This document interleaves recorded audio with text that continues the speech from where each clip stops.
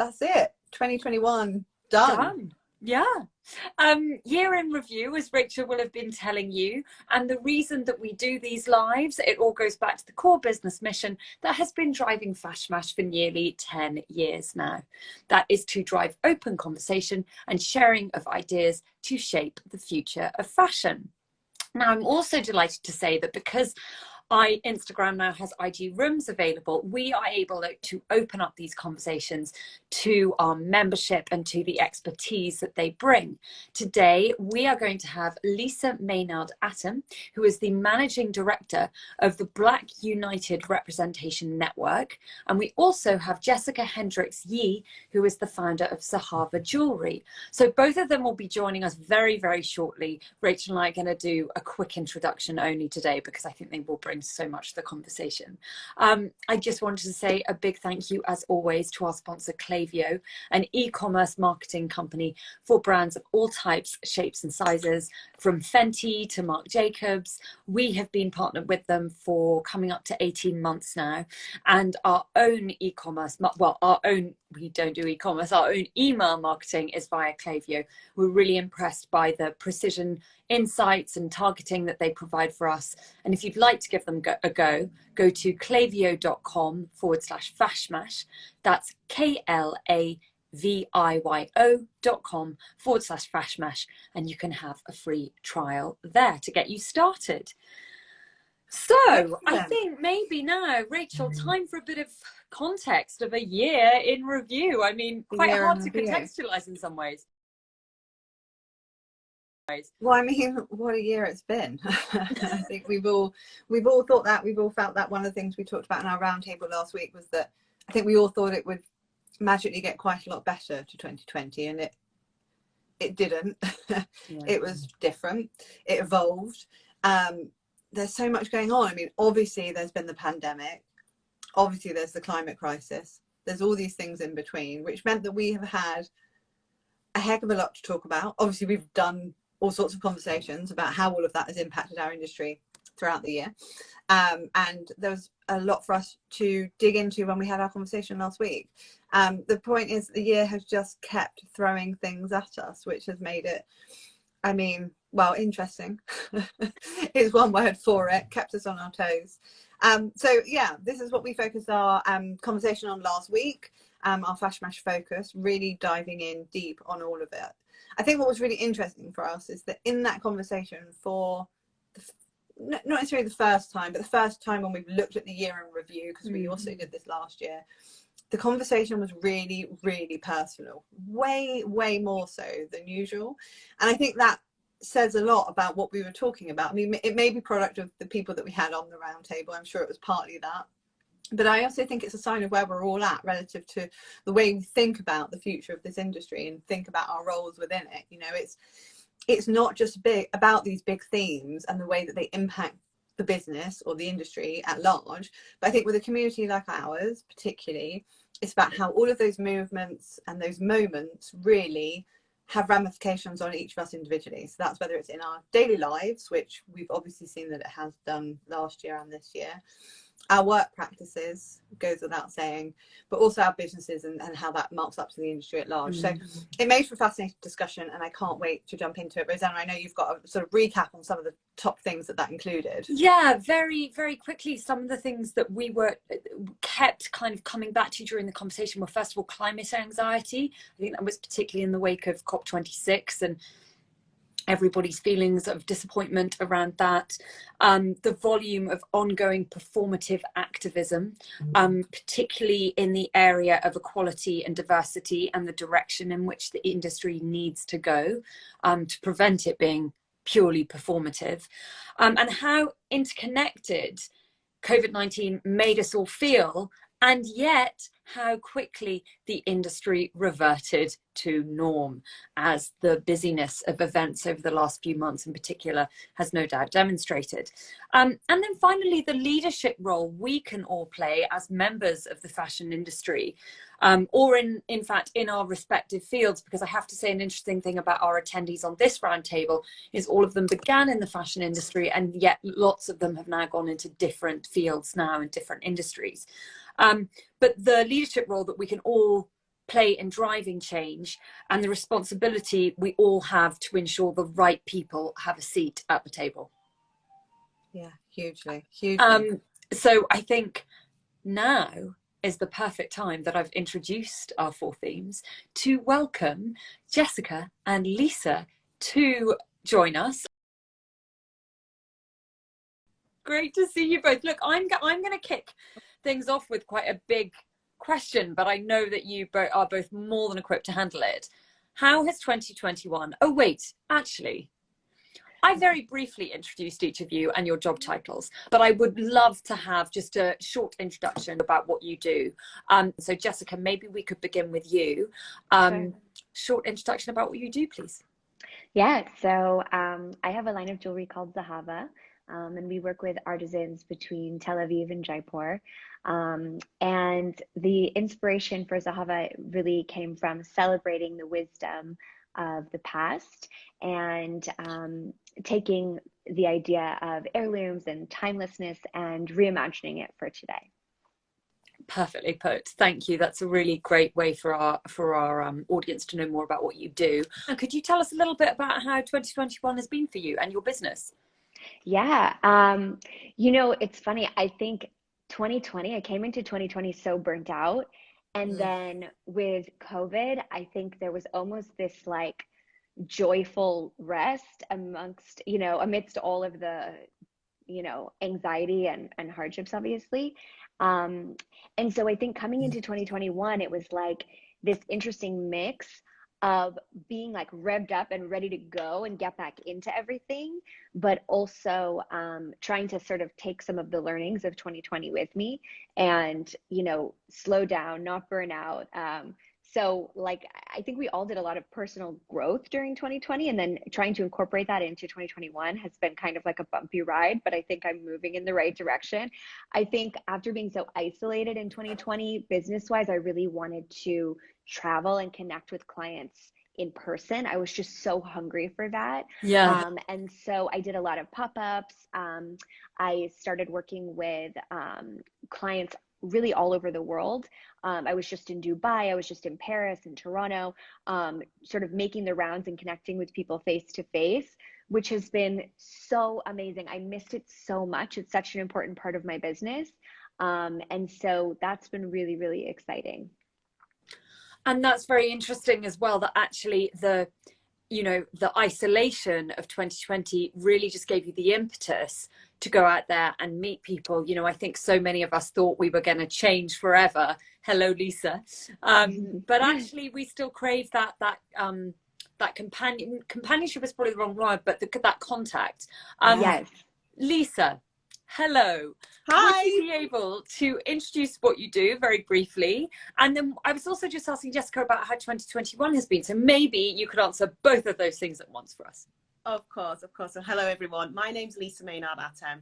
I am the managing director of an organisation called the Black United Representation Network, and we are focused on the economic and social empowerment of the Black community. We have been going for around 18 months now.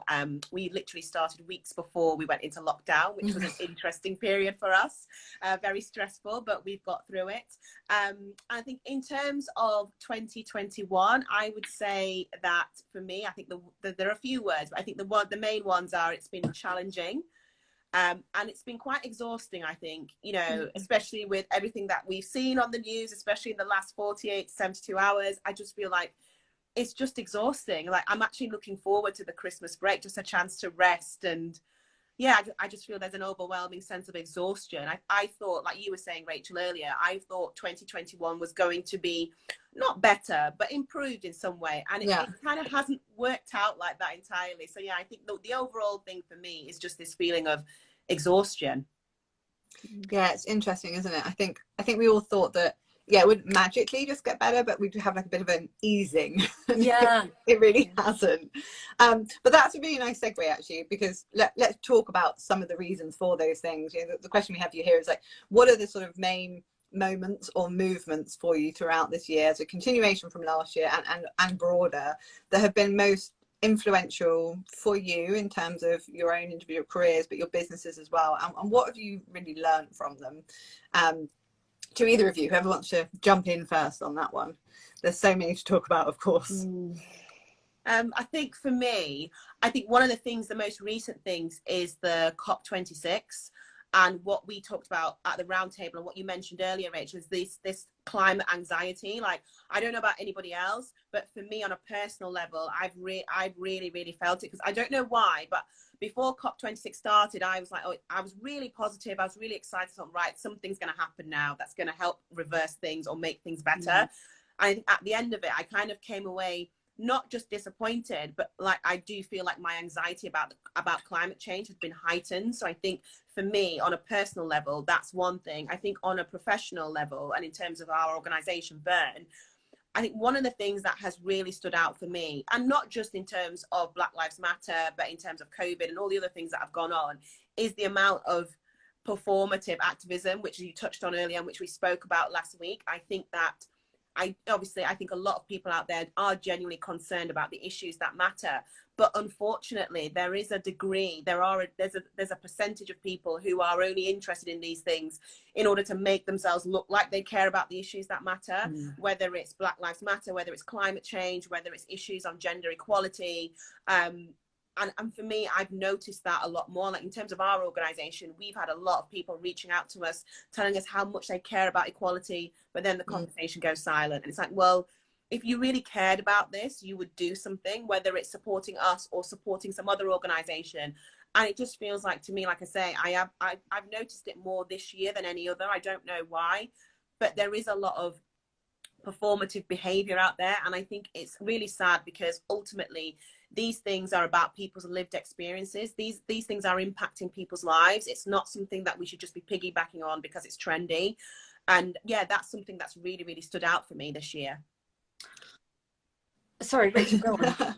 No, I was just going to say that Lisa and Vanessa, who was on our roundtable, had a really interesting discussion in light of that around calling in versus calling out, which I found fascinating. Lisa, do you want to maybe touch a bit more upon that, because I know you felt very passionately about that? Yeah, I mean, I must say, I don't believe in cancel culture. I think that cancel culture is very toxic and very negative, but I do believe in accountability, and I do believe that we should, all of us, take responsibility for our actions. And like if we use climate change as an example, for I think we all have a duty to do something. We have to do something. I think we no longer live in a time where we can just, we feel removed and we feel like things don't affect us. If we don't all play a part, things are not going to improve. And for me, I just feel like, the point about calling people in rather than calling people out is really important. It's not, I don't think we're going to solve these issues by attacking people and pointing the finger. What we need to do is sit down and have an open and honest dialogue. And there needs to be understanding. I think when we go down the road of cancel culture and calling people out and pointing fingers, that's not going to solve the issues at hand. What's going to solve them is actually us coming together and having proper conversations and understanding on both sides. And, with the reality that we're not necessarily going to agree on everything. But yeah, I definitely think calling people in rather than calling people out and pointing fingers and cancelling people, I don't think that's the way we're going to solve the issues of the day. Yeah, well said. And I think, just to really quickly build on what you're saying about the performative action as well, I think one of the things for me that has been sort of most present this year, particularly in the build up and then being at COP26, has been thinking around, we really believed going into this new decade that, we would move into action, that particularly the climate crisis, we have no choice. We've got a 10-year period, we've got to act. And I have to say, it really does feel like we're still just really talking the talk and not yet walking the walk. And I think that was one of the most sort of the strongest feelings that came out of COP, of actually, and I think my point is, when we call something performative action or performative activism, it's not even with like the squares that are going on Instagram. It's actually even just wider with the fact, like, we see the fashion industry signing up to all of these commitments, saying that yes, they're fully on board with everything they need to be with sustainability, but also with diversity and inclusion and everything. But if you're not putting that into action, if you're literally saying yes, I'm going to achieve this by 2025, 2030, 2050, but we're actually not seeing that literally hit in terms of your day-to-day strategy and indeed on your bottom line, then I do really think it's irrelevant. And I think 2021 for me, where it's been disappointing, has been feeling like everyone's really great at talking the talk, but let's move to the point where actually it's action as well. And I think the hardest thing about that, and what I love about our roundtables, is that you feel, even with those biggest organizations, and we have representatives from the majority of them join our discussions, there's such good intention from everybody. Everyone really wants to make a difference. It's then how you like chalk that up to the big level, right? And actually, I mean, I guess, Lisa, that's where some of your work comes in, to actually help people then really do it. But Jessica, what's been your experience in some of those things? Because I think you are a small business, so you come from a totally different angle on it. Yeah, I mean, on a personal level, I think I was so struck in 2020 at how connected we all are. Like, just to watch this virus spread across the world so quickly was just so humbling, and made me feel just like this shared human spirit was kind of like stronger than ever. And so it was kind of heartbreaking to then see in 2021 all of these issues come up that were so divisive and so painful, that really stigmatized so many people. Like, to share something personal, in my family, I'm Jewish, my husband's Chinese American. So between the, conflicts in the Middle East and the Asian hate, it was like, it just felt very personal. And then there were other major issues that didn't affect us personally, that I think, we were trying to figure out what's our role here, how do we navigate this? And it was just, so I think there was something kind of, like, I think it made me kind of take a step back, like, oh wow, I thought we had sort of broken a barrier. I thought like some of this suffering from COVID wasn't in vain, because now we're all kind of united, and the environment is a great issue, or a great, example of this, of like, okay, this is so obvious now, we all have to be in this together, we're accountable for each other. And yet, like, how quickly we forget, So I think that's been kind of tricky. I mean, I think from a business perspective, like, I'm very attached to my pieces, to the story that we're telling. And it's really about creating pieces that help you connect to an inner wisdom, and to celebrate where you come from, your heritage and your identity and your personal story. And I think that that's kind of more important than ever, is sort of like celebrating that authenticity, the things that make us different, owning those things, and like just having the humility to be ready to listen to that story from somebody else. I love that.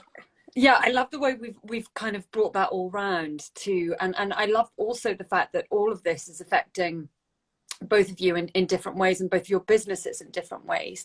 Rachel, have you are we now at a stage where do you think we should move on to the empowering side of it? I think it's a really nice segue, actually, just from what Jessica was saying. Well, exactly, because if your brand is all about looking at one's background and looking at how that can empower you and how that can influence you in your everyday life, I would love to know how each of you, and I think people find this quite a hard question on the roundtable.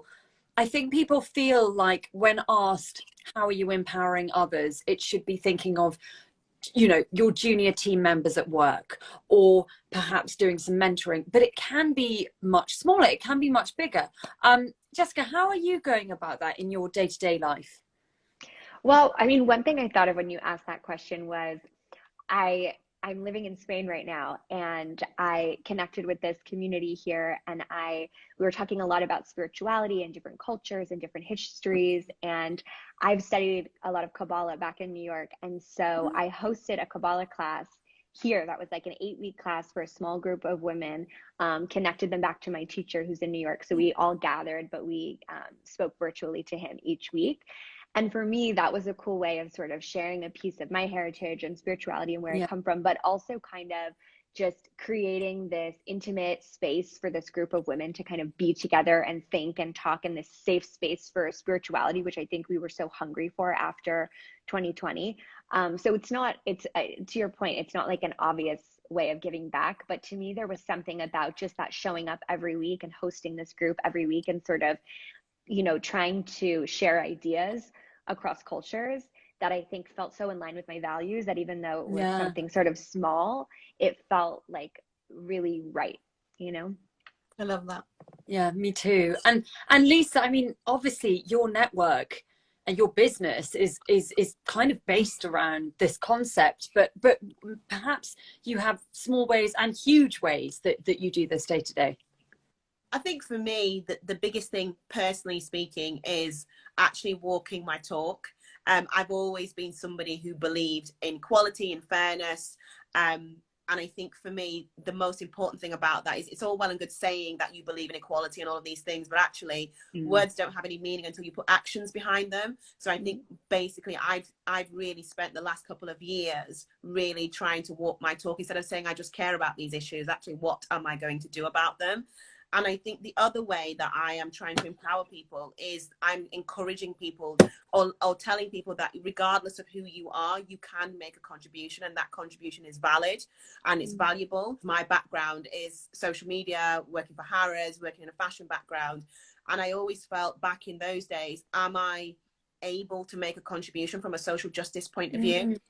And I think what this, especially stepping into the role of being the managing director of this organization, what it has reinforced to me and taught me is that everybody can make a contribution in terms of making our world a better place, making it more equal, making it more fair. You don't have to have come from a particular background to be able to contribute. I think if you are a decent human being and you want others, you want to be treated in the way that you would want to treat others, then we can all make a contribution. I think that's that's probably the biggest lesson that I've learned. And that's what I try to communicate to other people. Just because you don't work for the United Nations or an organization like ours, it doesn't mean you can't make some kind of meaningful contribution. And I think that's the most important thing, especially, you know, when we look at the world today and the state that it's in. I think we all have to play a part. If we don't, then things are not going to improve.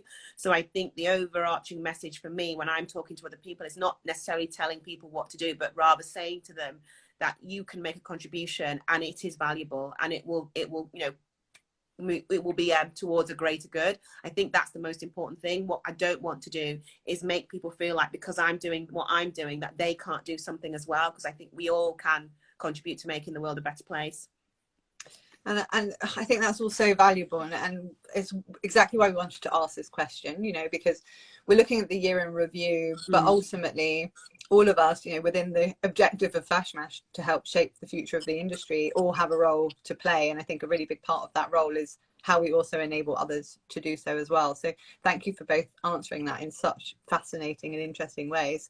I think to wrap us up, it'd be really great to end on, that was very optimistic, but another optimistic note, and just hear from each of you, like, you know, taking what's happened this year, what are you carrying forward into 2022 in terms of your hope for, and you know, let's apply this to the fashion industry this time, like your hope for the fashion industry in terms of what next year will actually look like. I think for me, in terms of the fashion industry, what I would really hope for is that it becomes more democratic. I think one of the reasons I really got into, I've always loved fashion, and one of the reasons I got into social media was because social media made fashion more democratic. It's how I met Rosanna, you know, it's how I discovered Disney Roller Girl, Susie Bubble, all of these people who would not necessarily have had access to that industry before. And I think, you know, as much as I love fashion and I've loved it since I was a little girl, there is an element of elitism that exists around the industry. And what I'm really hoping for is we see less of that. You know, everybody, fashion is for everyone. It's not just for the minority. It's, you know, fashion, I think, is a language that is for everybody. And I think for me, what I would really hope for in 2022 is we see more democratization in terms of the fashion industry. I think for far too long it has been the realm of the few, and actually it's the right of everyone, it's the right of many. And I hope in 2022 we start to see more of that, and also that we start to see more fashion brands, especially the luxury ones, be as sustainable as they possibly can, or at least work towards that. That's what I hope for. Amazing, thank you. Jessica? I think, you know, for me, I felt like I saw in 2020 the sort of insatiable need for fast fashion start to kind of dwindle a little bit when people were home and they were just, you know, not going out as much. And I think hopefully there's a bit of a shift there that can be, you know, really impactful and stay with us, where people are a bit more thoughtful about the way they purchase, where you know, learning about the impacts on the environment, learning about the makers behind these small businesses that were, you know, being so affected during COVID has sort of opened our eyes to the power of the purchase. So I think my hope is almost more on the consumer side, for consumers to continue to kind of listen to you know, these smaller voices, and you know, realize their purchasing power and how it affects, you know, the world that we're going to live in. Yeah, fantastic. Fantastic. All of the above. All of the above.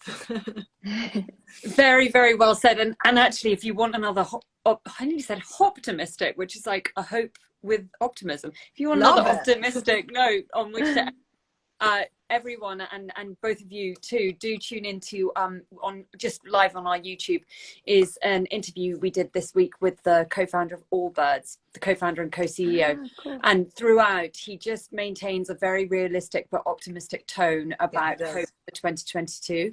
So it's some good extra background and very much backs up what both of you have been saying throughout this conversation. So thank you for joining us. Our very last one of 2021. Round of applause and massive thank you to all of the speakers we've had this year.